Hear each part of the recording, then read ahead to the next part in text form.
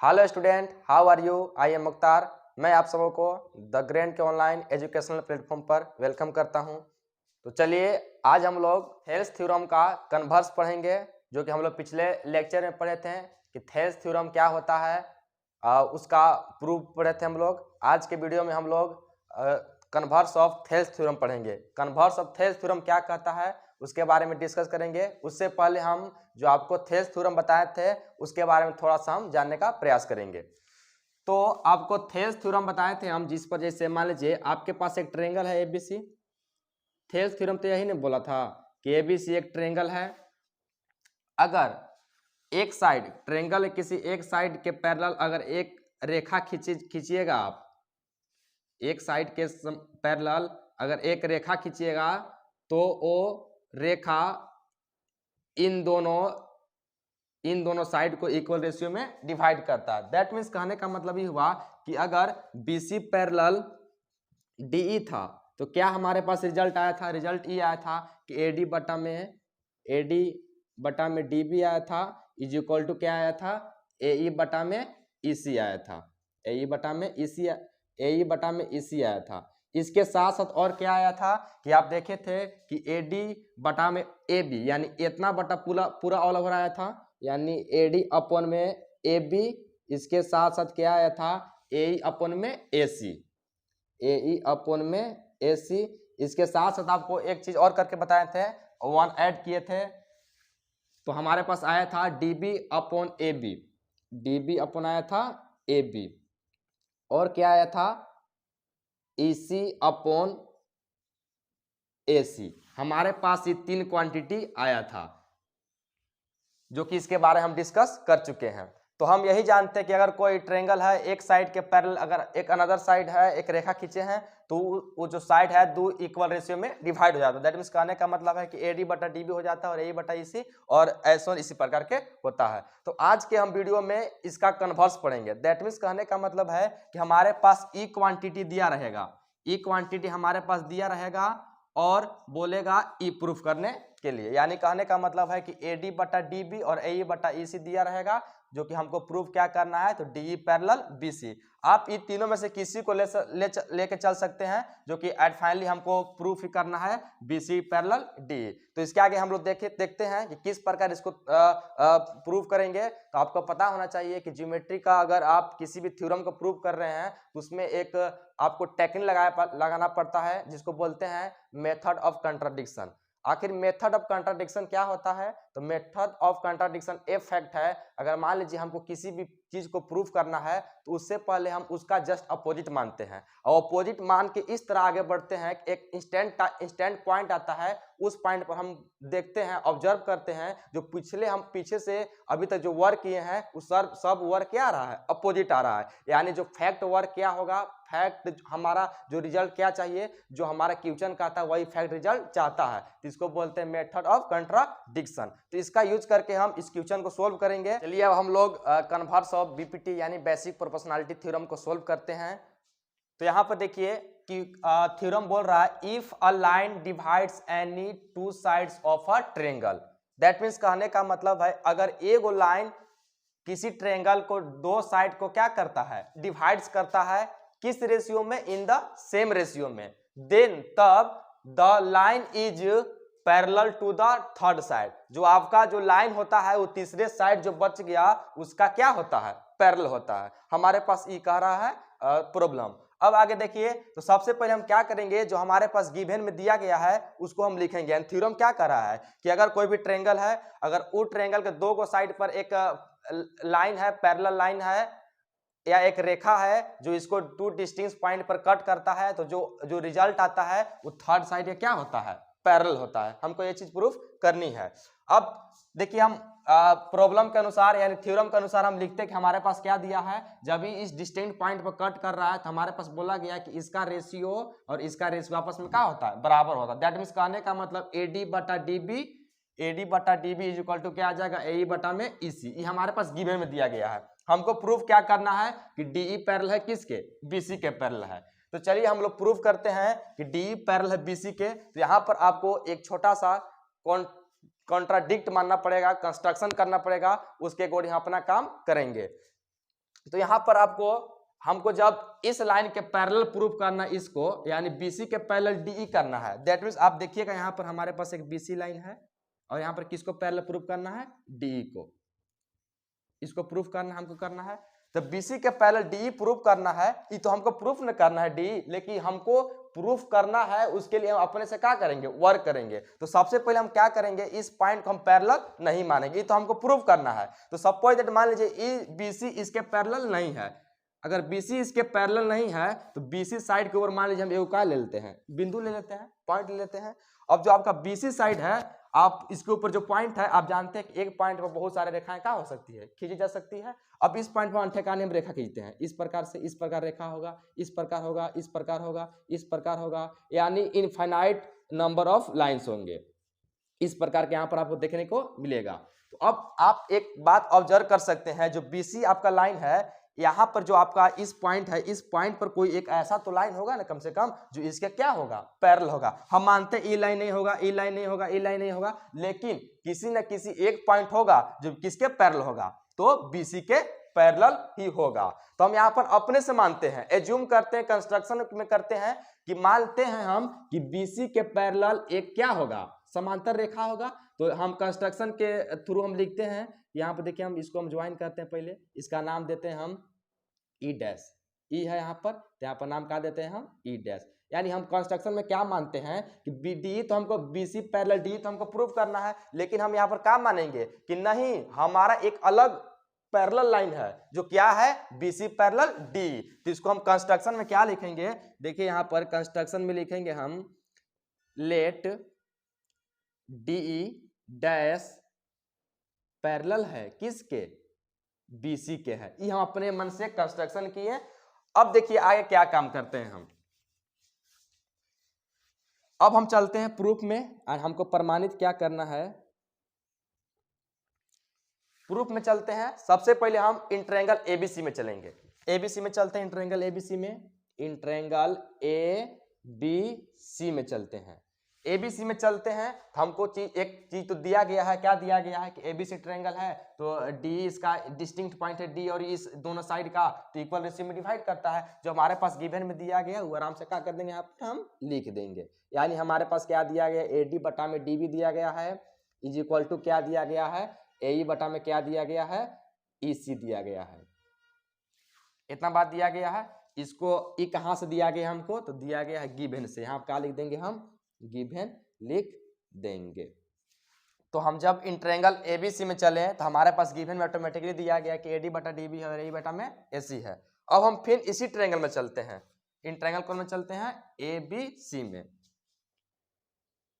And इंट्रायंगल ABC में चलते हैं। तो एबीसी में चलते हैं हम, तो हमारे पास दिया गया है कि डी पैरेलल किसके है, बीसी के है, डी पैरेलल है, डी डैश पैरेलल है किसके है, बीसी के है। तो आप थेल्स थ्योरम में ये पढ़े हैं कि अगर कोई साइड दूसरे साइड के पैरेलल है तो वो जो उसका डिस्टिंक्ट पॉइंट होता है वो क्या होता है, इक्वल रेशियो में डिवाइड हो जाता है। तो यहाँ पर हम डी डैश पैरेलल बीसी के, यानी इसको हम कह सकते हैं कि एडी बटा क्या होगा, डीबी, और ए बटा में क्या होगा, ए डैश सी होगा। तो यहाँ पर हम लिख सकते हैं कि हमारे पास क्या आ जाएगा, एडी बटा में क्या आ जाएगा, डीबी आ जाएगा, और इक्वल में क्या आ जाएगा, तो ए ई डैश बटा में क्या आ जाएगा, ई डैश सी आ जाएगा। ये कहां से बात लिखे हम भाई, तो लिखेंगे क्वेश्चन में बाय थेल्स थ्योरम, बीपीटी। अब यहां पर क्या करेंगे हम, इस ऊपर लोग इक्वेशन क्या मान देंगे, फर्स्ट मान देंगे, इस इक्वेशन क्या मान देंगे, सेकेंड मान देंगे। अब क्या करते हैं हम, इक्वेशन फर्स्ट और सेकेंड से चलते हैं। तो लिखेंगे यहाँ पर next from equation first and second से, from equation first and second. हमारे पास देखिए यहाँ पर इक्वेशन फर्स्ट क्या है, एडी बटा डीबी है, एलएचएस, और इसका भी एलएचएस क्या है, एडी बटा डीबी। यानी कहने का मतलब है कि दोनों इक्वेशन का आपको दिख रहा होगा कि एलएचएस क्या है, सेम है। तो आप जानते हैं मैथमेटिकल रूल से कि जब किसी भी इक्वेशन का एलएचएस अगर इक्वल है तो आरएचएस ऑटोमेटिकली क्या हो जाएगा, इक्वल हो जाएगा। तो यहाँ पर हम कह सकते हैं कि ए बटा ई सी इज इक्वल टू क्या आ जाएगा, ए ई डैश बटा में ई डैश सी। अब देखिए आगे हम क्या करते हैं, हमारे पास क्या आ गया, अब इसको हम पुनः यहाँ पर उतारते हैं ताकि अच्छा से दिखेगा आपको। ए ई बटा हमारे पास क्या है, ई सी है, और इज इक्वल टू में क्या है, ए ई डैश अपॉन में क्या है, ए ई डैश अपॉन में है ई डैश सी है। अब यहां पर हम क्या करते हैं, इक्वेशन फर्स्ट और सेकेंड से चले हम, तो हमारे पास एक क्वांटिटी मिला, ए मान मिला। अब इस मान को हम क्या करते हैं, अपने से कुछ टेक्निक लगा के थ्रू, अपने से आप जानते हैं कि अगर मैथ में अगर आप जो आपको आवश्यकता अनुसार काम करना चाहिए, अगर वो आप काम करते हैं उसमें कोई गुना नहीं है। तो यहाँ पर हम क्या करते हैं कि ऐड करते हैं बोथ साइड, यानी ऐड हम इधर भी 1 करते हैं, ऐड उधर भी करते हैं। ऐड आपको अगर 2 ऐड करने की इच्छा होगा 2 भी कर सकते हैं, जो कि हम 2 यहाँ पर ऐड करेंगे तो उसके अनुसार हमारे पास जो रिजल्ट आएगा वो नहीं आएगा, इसलिए हम आवश्यकता अनुसार यहाँ पर क्या ऐड करते हैं, 1 ऐड करते हैं। तो यहाँ पर लिखेंगे एडिंग 1 ऑन बोथ साइड। दोनों तरफ हम क्या ऐड कर रहे हैं, 1 ऐड कर रहे हैं। तो हम ऐड करेंगे तो हमारे पास क्या मिल जाएगा, ए ई बटा में क्या मिल जाएगा, ई सी मिल जाएगा, और इसको क्या ऐड करना है, 1 ऐड करना है, बराबर में क्या मिल जाएगा, ए ई डैश बटा में क्या है, ई डैश सी है, प्लस में क्या ऐड करना है, 1 ऐड करना है।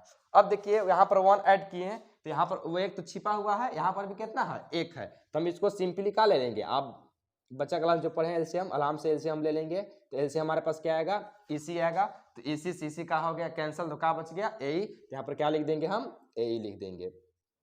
अब यहाँ पर देखिए ईसी से ईसी एक बार में गया, तो ईसी इंटू 1 कितना होगा, ईसी होगा, बराबर में यहाँ पर ईसी इंटू 1 का एलसीएम लेंगे तो हमारे पास क्या आएगा, ई डैश सी। अब ई डैश सी से ई डैश सी का हो गया खत्म, तो क्या बच गया, ए डैश ए ई डैश। तो यहाँ पर क्या लिखेंगे, ए ई डैश प्लस ईसी से ईसी 1 बार में गया तो मल्टीप्लाई करें तो क्या हो जाएगा, ई डैश सी। तो यहाँ पर लिखेंगे ई डैश सी लिखेंगे। अब देखिए, अब आप यहाँ पर देखेंगे कि ए ई प्लस ई सी, आप देखिए तो यहाँ पर ए ई इतना पार्ट देख रहे हैं आप, ए ई प्लस ई सी क्या बन जा रहा है, पूरा ए सी बन जा रहा है। तो यहाँ पर हम क्या लिख देंगे, ए सी लिख देंगे, ए सी बटा में क्या है, ई सी है, बराबर में देखिए ए ई डैश, ए ई डैश प्लस में क्या है, ई डैश सी है, यानी ई डैश सी है, यानी इतना और इतना को ऐड करेंगे तो पूरा बन जा रहा है, क्या बन जा रहा है, ए सी। तो बटा ऊपर में क्या लिख देंगे हम, ए सी, बटा में क्या है, ई डैश सी है, इसको हम इसी प्रकार से रहने देंगे।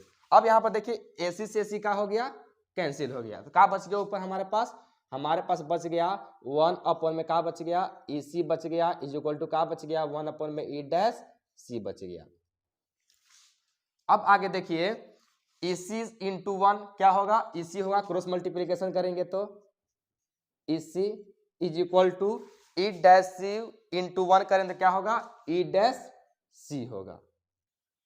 यानी कहने का मतलब यहाँ पर आप देख रहे होंगे कि ई सी और ई डैश सी, आपका जो ई सी है और ई डैश सी है दोनों का है इक्वल है। दैट मीन्स कहने का मतलब ये है कि ई दोनों पॉइंट क्या आ गया, इक्वल आ गया। आपके पास ई सी यहाँ से लेकर यहाँ तक है और ई डैश सी यहाँ से लेकर यहाँ तक है, ये पूरा इतना ई सी है और ई डैश सी कहाँ से कहाँ तक, यहाँ से लेकर यहाँ तक है, जो कि आपको यहाँ पर क्या है, बराबर है। लेकिन आप यहाँ फिगर में देख रहे हैं कि ई सी और ई डैश सी बराबर है, तो नहीं, बिल्कुल बराबर नहीं। तो ये बराबर कब होगा, अगर हम ई पॉइंट को डी को धर के यहाँ से उठा के अगर इस पॉइंट पर ला लेंगे हम, तो हम क्या कर सकते हैं कि क्या हो, ई डैश और ई सी और ई डैश सी क्या होगा, आपस में बराबर होगा। कब, जब ई डी को उठा के हम यहाँ से रोटेट करके कहाँ पर ला लेंगे, ई पॉइंट तक, ई डैश तक। तो हम इसको कब हो सकता है, this is possible only, but this is possible only, but this is possible only when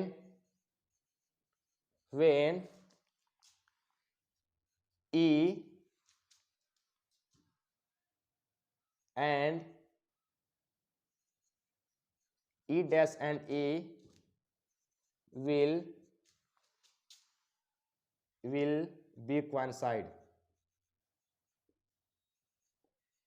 यानी कहने का मतलब है कि ई पॉसिबल कब होगा, यानी ई सी बराबर ई डैश सी कब होगा, जब ई पॉसिबल कब होगा, जब व्हेन ई डैश एंड ई, यानी ई और ई डैश दोनों एक दूसरे पर कोइंसाइड कर दे, एक दूसरे पर ओवरलैप कर जाए, यानी दोनों जब एक ओवरलैप एक दूसरे पर कर जाएगा, इसका मतलब ये है कि ई सी और ई डैश सी आपस में क्या हो जाएगा, बराबर आ जाएगा। तो हम यहाँ पर हम कह सकते हैं जब ई कोइंसाइड कर जाएगा तो हम यहाँ पर क्या कह सकते हैं कि जो आपके पास जब यहाँ पर ई पर आ जाएगा और दोनों एक पर ई डैश और ई एक पर आ जाएगा, इसका मतलब ये है कि हम यहाँ पर कह सकते हैं कि डीई पैरेलल बीसी होगा। काहे डीई पैरेलल बीसी होगा, क्योंकि हमारे पास कंस्ट्रक्शन में क्या है, कंस्ट्रक्शन में क्या किए हैं कि डीई डैश पैरेलल क्या है, बीसी है। तो यहाँ ब्रैकेट में लिख देंगे कि डीई डैश क्या है, पैरेलल बीसी है। जब डीई डैश पैरेलल बीसी है और हम ई को उठा के हम यहाँ पर लान दिए तो ए भी इसके क्या हो जाएगा, पैरेलल हो जाएगा, जो कि हमको यही चीज प्रूफ करना था, जो कि हम अपने क्वांटिटी के अनुसार यहाँ पर हम प्रूफ कर लिए। अब इसको एक बार हम शॉर्ट में समझते हैं, रिफ्रेश करते हैं, ताकि हम जो बताए हैं वो क्लियर तरीका से आपको समझ में आ जाए। सबसे पहले हम क्या किए हैं कि हमारे पास एक दिया गया है कि एबीसी क्या है, ट्रायंगल है, और हमको बोला है कि अगर दो पॉइंट है, एक दोनों साइड के दो डिस्टिंक्ट पॉइंट पर क्या करता है, इंटरसेक्ट करता है, और दोनों इक्वल रेशियो में डिवाइड होता है। तो क्या कहता है, जो उसका जो साइड होगा तीसरी भुजा क्या होगा, पैरेलल होगा। तो यहाँ पर हम पहले क्या करते हैं कि हमारे पास दिया गया है कि A D upon D B है और ए ई अपॉन ई सी, यानी दोनों का रेशियो इक्वल है। अब हमको प्रूफ क्या करना है कि डीई पैरेलल क्या प्रूफ करना है, बीसी करना है। तो हमको डीई पैरेलल बीसी प्रूफ करना है ना, तो हमको पैरेलल जब प्रूफ करना है तो हमको कंट्राडिक्ट मेथड के अनुसार कुछ हमको वर्क करना होगा। तो अपने से क्या करते हैं, अगर ई इसके पैरेलल नहीं है, कोई एक तो ऐसा लाइन रहा होगा ना जो बीसी के पैरेलल रहा होगा, तो इसीलिए हमने एक लाइन ड्रॉ किया। क्या लाइन ड्रॉ किया कि डीई डैश लाइन है किसके पैरेलल है, बीसी के पैरेलल है। तो इतना हम काम किया, हम कंस्ट्रक्शन किए इतना पर। अब हम इन ट्रायंगल एबीसी में चलते हैं। एबीसी आपको ट्रायंगल दिख रहा है, तो एबीसी में चले तो आपके पास गिवन में दिया गया है ना कि एडी बटा क्या है, डीबी है, इज इक्वल टू क्या है, ए बटा में ईसी। कहां से है, गिवन में है। इसको इक्वेशन का मान दिए हम, फर्स्ट मान दिए। एंड फिर हम उसी ट्रायंगल में चलते हैं एबीसी में। तो हम यहाँ कंस्ट्रक्शन थ्रू एक वर्क किए हैं ना, क्या किए हैं कि डीई पैरेलल है किसके, डीई डैश पैरेलल है किसके, बीसी के। तो जब आप जानते हैं कि थेल्स थ्योरम कहता है कि एक साइड दूसरे साइड के पैरेलल है, जो उसका जब होता है तो तीसरा जो साइड बन गया, तीसरा साइड दूसरा साइड, वो उनका जो रेशियो क्या होता है, इक्वल होता है। तो यहाँ पर हम कह सकते हैं जब ई डीई डैश पैरेलल है बीसी के, तो एडी बटा क्या आ जाएगा, डीबी, और ए डैश बटा में क्या आ जाएगा, ई डैश सी आ जाएगा। तो यहाँ पर लिख दिए, कहां से लिखे हम, ये हम जानते हैं बीपीटी से, बेसिक प्रोपोर्शनलिटी थ्योरम से। इसको इक्वेशन हम ले सेकंड बना दिया। अब फर्स्ट और सेकंड चले, अब देख रहे हैं कि दोनों का एलएचएस सेम है, तो आरएचएस भी क्या हो जाएगा, सेम, यानी ए बटा में EC is equal to A dash बटा में ई डैश सी। अब हम इसी को यहाँ पर पुनः उतारे। अब हम क्या करते हैं, दोनों तरफ मैथ में आप जानते हैं कि आप अगर जो भी काम कर रहे हैं तो एलएचएस की इधर और आरएचएस के भी उधर भी करना पड़ेगा। अगर आप दो थाप इधर मारते हैं तो दो थाप उधर मारना पड़ेगा। तो दोनों तरफ क्या करते हैं, हम 1 ऐड करते हैं। तो 1 हम जब ऐड किए तो हमारे पास क्या आ गया, यहाँ पर देखिए क्वांटिटी 1 ऐड किए तो इस प्रकार काम किए, तो यहाँ हमारे पास ए आ गया, इतना आ गया। अब इसको ए प्लस ई सी, तो ए प्लस ई सी का बन गया, ए सी पूरा बन गया आपको। तो यहाँ पर हम क्या लिख दिए, एसी लिख दिए। अब ए डैश प्लस ई डैश सी, ए डैश प्लस ई डैश सी का बन जा रहा है, पूरा एसी बन जा रहा है। यहाँ पर एसी लिख दिए, एसी से कैंसिल हो गया, क्या बच गया 1 अपन ई सी बराबर 1 अपन ई डैश सी। अब इसको हम क्रॉस मल्टीप्लिकेशन करते हैं तो हमारे पास ई क्वांटिटी आता है, E C is equal to E dash C. यानी कह रहा है यहाँ पर अब देख रहे हैं हम कि जो पहले हम देखते थे उसका जस्ट अपोजिट आ रहा है। यानी कहने का मतलब है कि ई सी और ई डैश सी को हमको यहाँ पर बराबर कर दे, जो कि यहाँ पर दिख नहीं रहा है। ई सी आपको यहाँ से लेकर यहाँ है और ई डैश सी लेकर यहाँ से यहाँ तक है। तो यहाँ पर जो इतना पार्ट बच जा रहा है वो तो बराबर नहीं ना है, बराबर कैसे होगा, इतना पार्ट बच जा रहा है। तो ये बराबर कब होगा, but this is possible only, यह संभव जब होगा ई dash and E will be coincide, यानी इसको हम डी को उठा के अगर ई डैश के पास ले जाएं तो आपस में क्या हो जाएंगे, बराबर। तो वही बात लिखें, जब ई इसके पास चल जाएगा तो ऑटोमेटिकली हम क्या कर सकते हैं कि डी डैश से पैरेलल हो जाए किसके, बीसी के। हमको कंस्ट्रक्शन से ही पहले जान रहे हैं कि डी डैश पैरेलल है बीसी के। जब डी डैश बीसी के पैरेलल है तो ऑटोमेटिकली हो जाएगा, जब ई और ई दोनों कोइंसाइड कर जाएगा तो हम डी पैरेलल किसके बोल सकते हैं, बीसी के, जो कि हमको यही प्रूफ करना था।